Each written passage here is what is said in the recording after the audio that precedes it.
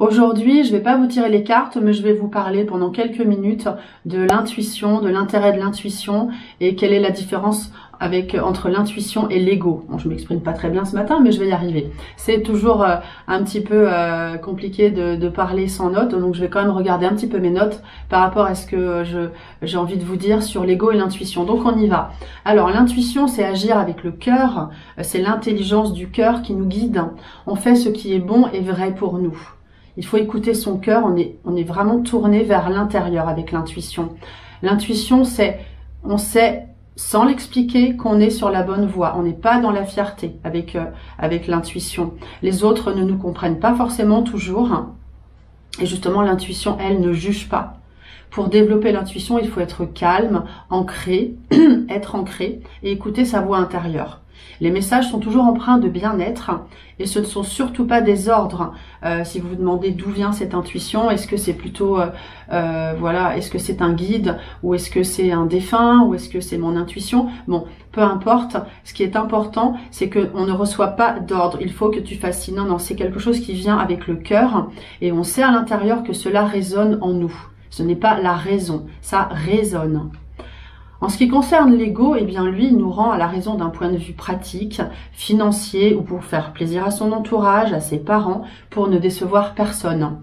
On a tous voilà, été amenés à faire des choses pour faire plaisir, enfin tous, en tout cas souvent, faire plaisir à nos parents, pour pas décevoir, etc. Mais après un jour on se dit, mais est-ce que c'est vraiment ça que je veux faire?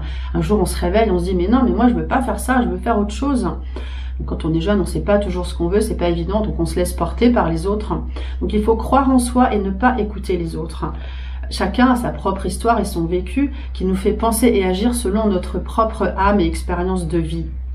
Donc mon choix, c'est pas celui du voisin. Le voisin, il va vouloir faire, je sais pas moi, ou de la mécanique. Il va vouloir être prof. Il va vouloir, je sais pas, être patron d'une boîte à son compte, etc. Mais toi, tu veux faire quoi? Qu'est-ce que tu veux faire? C'est pas le voisin qui va dire ce que tu dois faire. Donc les conseils des autres sont souvent dans le jugement et dans la peur. L'ego ramène toujours tout à l'argent et à la raison. C'est la projection des rêves de nos parents. Ça, je vous en ai parlé. Le rationnel, la peur et le doute sont présents. On est dans la peur en fait quand on est dans l'ego très souvent.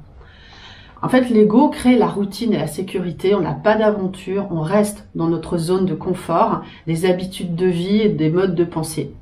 Alors on est dans le moule, on ne prend pas le risque d'évoluer quand on est dans l'ego. On a un voile et surtout on est dans le paraître, le politiquement correct. Je vais vous raconter ce qui s'est passé en ce qui me concerne.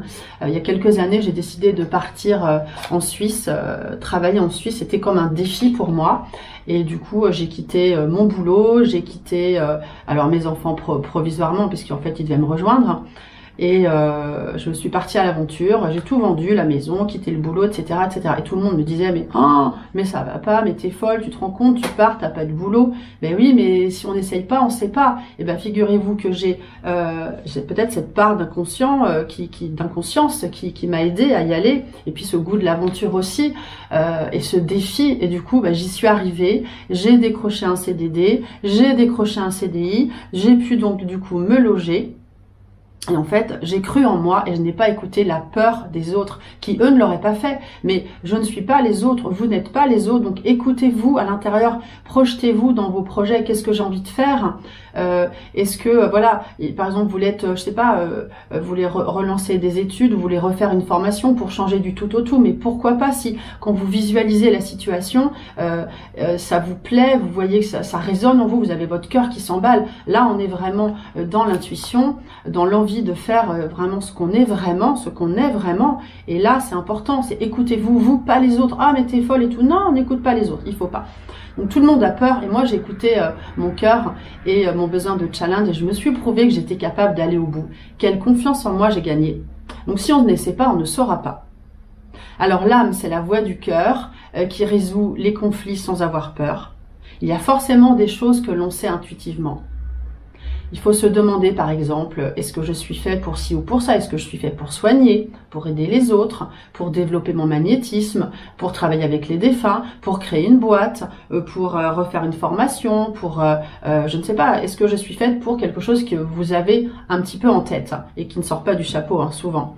Vous aurez des signes et surtout il faut s'entraîner et se faire confiance.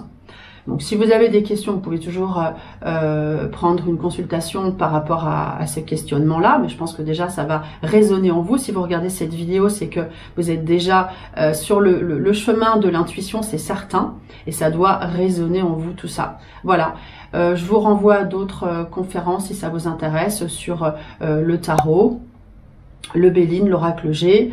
Et vous pouvez toujours me contacter au numéro qui s'affiche par SMS, c'est plus simple pour moi et plus rapide. À très bientôt avec plaisir.